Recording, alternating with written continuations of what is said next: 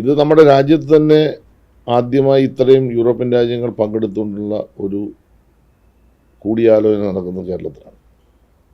അപ്പോൾ കേന്ദ്ര ഗവൺമെൻറ്റിൻ്റെ പൂർണ്ണ പിന്തുണയോടുകൂടിയാണ് വർത്തമാനകാലത്ത് നമ്മൾ അഭിസംബോധന ചെയ്യേണ്ട പല പ്രശ്നങ്ങളും ഈ കോണിൽ ചർച്ച ചെയ്യപ്പെടും.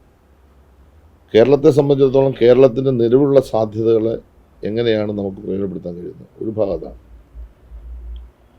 രണ്ടാമത്തെ ഭാഗം ഭാവി സാധ്യതകൾ. കാരണം കേരളത്തിൻ്റെ ഒരു പ്രത്യേകത 600 കിലോമീറ്ററാണ് തീരം, കടലോര മേഖല. 60-65% ഉൾനാടൻ ജലാശയങ്ങളാണ്. ഇത്രയും പ്രകൃതി അനുഗ്രഹീതമായ ഒരു മേഖലയെ ഇപ്പോഴും നാളെയും നമുക്ക് നന്നായി പ്രയോജനപ്പെടുത്താൻ കഴിയുമെന്നുള്ള ഒരു ചിന്തയിൽ നിന്നാണ് ഞങ്ങൾ യൂറോപ്യൻ യൂണിയനെ സമീപിക്കുന്നത്. വളരെ പോസിറ്റീവായ നിലപാടാണ് യൂറോപ്യൻ യൂണിയൻ അംബാസിഡർ ഞങ്ങളോട് സ്വീകരിച്ചത്. ഏതാണ്ട് 19ഓളം യൂറോപ്യൻ രാജ്യങ്ങൾ വന്നു കഴിഞ്ഞു, ഇന്നലെ കൊണ്ട് എത്തിക്കഴിഞ്ഞു. അവർ വളരെ താല്പര്യത്തിലാണ് കേരളത്തിൽ ഈ കോൺക്ലേവിൽ പങ്കെടുക്കാൻ എത്തിയിട്ടുള്ളത്.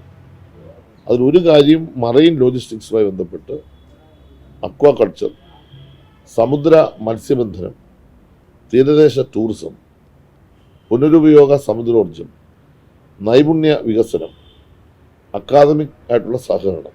അത് നമ്മൾ കാണേണ്ടത്, നമുക്കിപ്പോൾ ഇന്ത്യയിൽ തന്നെ ഏറ്റവും പ്രഗത്ഭമായ യൂണിവേഴ്സിറ്റി കുഫൂസ് നമ്മുടെ വകുപ്പിൻ്റെ കീഴിലാണ്. ഞങ്ങൾ ഈ പാരീസിൽ ഫ്രാൻസിൽ നമ്മൾ ഈ ഇതുമായി ബന്ധപ്പെട്ടൊരു ആവശ്യത്തിന് പോയിരുന്നു. ഇതിൻ്റെ ഭാഗമായി ഒരു ഉച്ചകോടിയുമായി ബന്ധപ്പെട്ടാണ് പോയതെങ്കിലും യുഎന്നിൻ്റെ. പക്ഷേ ഈ വിഷയം ഞങ്ങളോട് ചർച്ച ചെയ്യപ്പെട്ടു. അവരുടെ യൂണിവേഴ്സിറ്റിയുടെ കാര്യങ്ങൾ മനസ്സിലാക്കാൻ വേണ്ടി ആ സ്ഥലത്ത് ഞങ്ങൾ പോവുകയും ചെയ്തു.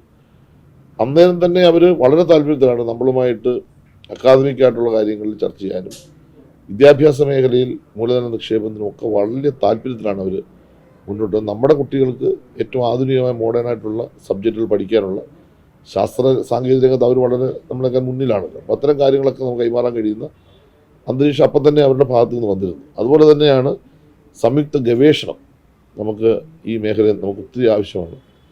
അതുപോലെ സ്റ്റാർട്ടപ്പിൻ്റെ നവീകരണം, പുതിയ സ്റ്റാർട്ടപ്പുകൾ തുടങ്ങുന്നത് സംബന്ധിച്ച് ഒന്ന് തൊഴിൽ മേഖലയിൽ നമുക്ക് കൂടുതൽ ഇൻവെസ്റ്റ്മെൻ്റ് ആവശ്യമാണ്. അപ്പോൾ നമുക്കുള്ള സാധ്യതകൾ ഇപ്പോൾ ഉദാഹരണം ഞാൻ പറയാം, കടൽ മേഖലയിൽ തന്നെ ടൂറിസം, അതുപോലെ തന്നെ ഇപ്പോൾ മത്സ്യം പിടിച്ചുകൊണ്ട് വന്നു കഴിഞ്ഞാൽ അത് പ്രോസസ്സ് ചെയ്ത് എക്സ്പോർട്ടിങ് മാത്രമല്ല, ഇൻറ്റേർണലായിട്ടുള്ള ഒരുപാട് വിഭവങ്ങളാക്കി നമുക്ക് മാർക്കറ്റ് ചെയ്യാൻ പറ്റും. അതിനൊക്കെ നമ്മൾ വളരെ വളരെ പിന്നിലാണ്. കേരളത്തിൻ്റെ ഈ സാധ്യത ഒരു 20-25% കൂടുതൽ നമുക്ക് എക്സ്പ്ലോർ ചെയ്യാൻ കഴിഞ്ഞിട്ടില്ല. അപ്പം അനന്തമായ സാധ്യതയാണ്. അതിന് പുതിയ ആധുനിക സാങ്കേതിക സംവിധാനങ്ങളും മികച്ച മാനേജ്മെൻറ്റും ആവശ്യമാണ്. ആധുനിക സാങ്കേതിക സംവിധാനങ്ങളും മികച്ച മാനേജ്മെൻറ്റും തീർച്ചയായിട്ടും യൂറോപ്യൻ യൂണിയൻ കോൺക്ലേവിൻ്റെ ഭാഗമായി കൈമാറും, അല്ലെങ്കിൽ കൈമാറ്റപ്പെടും എന്ന പ്രതീക്ഷയും.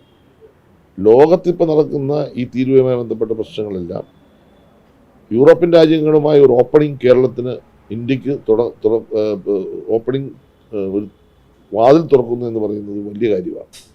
കാരണം അത്തരം ഒരു സാഹചര്യത്തിൽ 27-29 രാജ്യങ്ങളാണ് നമുക്ക് രജിസ്ട്രേഷൻ വന്നിട്ടുള്ളത്. അപ്പോൾ 29 രാജ്യങ്ങളുമായി ബന്ധപ്പെട്ടുള്ള പുതിയ സാഹചര്യത്തിൽ ഒരു വാതിൽ തുറക്കൽ ഇന്നത്തെ കാലയളവിൽ നമുക്ക് വളരെ പ്രധാനപ്പെട്ടതാണ്, നമ്മുടെ രാജ്യത്തെ സംബന്ധിച്ച് പ്രധാനപ്പെട്ട കാര്യം. അപ്പോൾ കേരളം അതിന് ആതിഥേയത്വം വഹിക്കുന്നതെന്ന് പറയുന്നത് അത് മത്സ്യബന്ധന വകുപ്പ്, ഒരു കേരളത്തിലെ ഒരുപാട് വകുപ്പുകളിൽ ഒരു ചെറിയ വകുപ്പ്. പക്ഷെ അത്രയും ഒരു വകുപ്പ് ഇത്രയും വലിയൊരു കാര്യത്തിന് ആതിഥേയത്വം വഹിക്കുക എന്ന് പറയുന്നത് ഞങ്ങളെ സംബന്ധിച്ച് അഭിമാനകരമായ ഒരു നിമിഷമാണ്. ഇന്ത്യയിലെ ഏറ്റവും നല്ല മറൈൻ സ്റ്റേറ്റും ഏറ്റവും നല്ല മറൈൻ ഡിസ്ട്രിക്റ്റായിട്ട് കൊല്ലത്തെ തിരഞ്ഞെടുത്തൊരു കാലമാണ്. അപ്പോൾ എല്ലാ മേഖലയിലും വലിയ കുതിച്ചുചാട്ടം കഴിഞ്ഞ 9 വർഷമായി പിണറായി വിജയൻ ഗവൺമെൻറ് കാലത്ത് കേരളത്തിലെ മത്സ്യമേഖല ആയിക്കഴിഞ്ഞു. ഭവന നിർമ്മാണം, ഇൻഷുറൻസ് പദ്ധതികൾ, മത്സ്യത്തൊഴിലാളിയുടെ ജീവനോദ്ധാരണ പദ്ധതികൾ, മത്സ്യമേഖലയുടെ വികസനം, ഒരുപാട് കാര്യങ്ങൾ നമ്മൾ മുന്നോട്ട് പോയി കഴിഞ്ഞു. അപ്പോൾ അത്തരം ഒരു ഘട്ടത്തിൽ കൂടുതൽ ഫലപ്രദമായ ഇൻവെസ്റ്റ്മെൻറ്റും കൂടുതൽ ഫലപ്രദമായ ഇടപെടലും ഈ മത്സ്യത്തൊഴിലാളി ജനവിഭാഗ ഉന്നതിയും മത്സ്യബന്ധന മേഖലയുടെ സമഗ്ര വികസനവും ലക്ഷ്യമായിക്കൊണ്ടാണ് നടക്കുന്നത്. മറ്റൊരു ഭാഗം എന്ന് പറയുമ്പോൾ ഞാൻ ഭാവിയെപ്പറ്റി പറഞ്ഞല്ലോ. ഇന്നിപ്പോൾ ഉച്ചയ്ക്ക് 18-ാം തീയതി 2:30 മണി മുതൽ 5:30 മണി വരെ 3 മണിക്കൂർ പ്രൊജക്റ്റുകൾ, നിലവിലുള്ള സാധ്യതകൾ നമ്മളവിടെ ഡിസ്പ്ലേ ചെയ്യും. അപ്പോൾ അത് കുറച്ച് സെലക്റ്റഡ് ഇൻവെസ്റ്റേഴ്സും യൂറോപ്യൻ യൂണിയൻ്റെ ആളുകളും അത് ആ ഡിസ്കഷൻ്റെ ഭാഗമാണ്. നാളെയാണ് ഏറ്റവും പ്രധാനപ്പെട്ട. രാവിലെ മുഖ്യമന്ത്രി ഉദ്ഘാടനം, കേന്ദ്ര ഫിഷറീസ് വകുപ്പ് മന്ത്രി, കേന്ദ്ര ഫിഷറീസ് സഹമന്ത്രി, യൂറോപ്യൻ യൂണിയൻ്റെ ചീഫ് അംബാസഡർ എല്ലാവരും പങ്കെടുക്കുന്ന 500 ഡെലിഗേറ്റ്സ് പങ്കെടുക്കുന്ന ഒരു വലിയ സെക്ഷനാണ്. 6 സെക്ഷനുകളായി പാനൽ ഡിസ്കഷനുണ്ട്. ഈ 6 സെക്ഷനുകളിൽ പാനൽ എന്ന് പറഞ്ഞ ഒരു 10-30 വിഷയങ്ങൾ ഈ 6 സെക്ഷനിൽ ചർച്ച ചെയ്യപ്പെടുന്നുണ്ട്. അതാണ് നമ്മൾ ഏറ്റവും കൂടുതൽ ഇമ്പോർട്ടൻസ് കൊടുക്കുന്നത്. നമുക്ക് കുറച്ച് പദ്ധതികൾ കിട്ടുക മാത്രമല്ല, അല്ലെങ്കിൽ കുറേ ഇൻവെസ്റ്റ്മെൻറ്റ് വരിക മാത്രമല്ല, ഭാവിയെപ്പറ്റിയുള്ള നമ്മുടെ ഒരു കാഴ്ചപ്പാട് നമ്മൾ ഈ പറയുന്ന പാനൽ ഡിസ്കഷനിലൂടെ നമ്മൾ പ്രസൻറ്റ് ചെയ്യുന്നുണ്ട്. തീർച്ചയായിട്ടും ആ മേഖലകളിൽ ഒരു 10-30 വിഷയങ്ങൾ 10-30 മേഖലകളെ സ്പർശിക്കുന്ന വിശാലമായ ചർച്ചയായിരിക്കും യൂറോപ്യൻ യൂണിയൻ അംബാസഡേഴ്സും ഇൻവെസ്റ്റേഴ്സും. ലോകത്തെ അവർ കൊണ്ടുവന്ന ഇൻവെസ്റ്റേഴ്സ് ഉണ്ട്, ഇന്ത്യയിലെ പ്രഗത്ഭരായ ഇൻവെസ്റ്റേഴ്സ് ഉണ്ട്, കേരളത്തിൽ നമ്മൾ ക്ഷണിച്ച ഇൻവെസ്റ്റേഴ്സ് ഉണ്ട്, അതുപോലെ യൂറോപ്യൻ യൂണിയൻ്റെ ആളുകളുണ്ട്, ഗവൺമെൻറ് ഓഫ് ഇന്ത്യയുടെ സെക്രട്ടറി തലത്തിലുള്ള ഉദ്യോഗസ്ഥന്മാരുണ്ട്, ഗവൺമെൻറ് ഓഫ് കേരളയുടെ സെക്രട്ടറി തലത്തിലുള്ള ഉദ്യോഗസ്ഥന്മാരും മന്ത്രിമാരും എല്ലാം അടങ്ങുന്ന ഒരു പാനൽ ഡിസ്കഷൻ. അതിൻ്റെ ഭാഗമായി ഭാവി ആസൂത്രണം.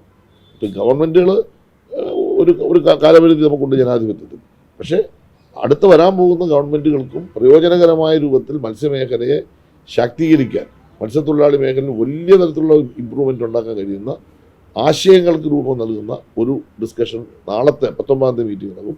18-ാം തീയതി നിലവിലുള്ള സാധ്യതകൾ നമ്മൾ അവതരിപ്പിക്കുകയും ചെയ്യും.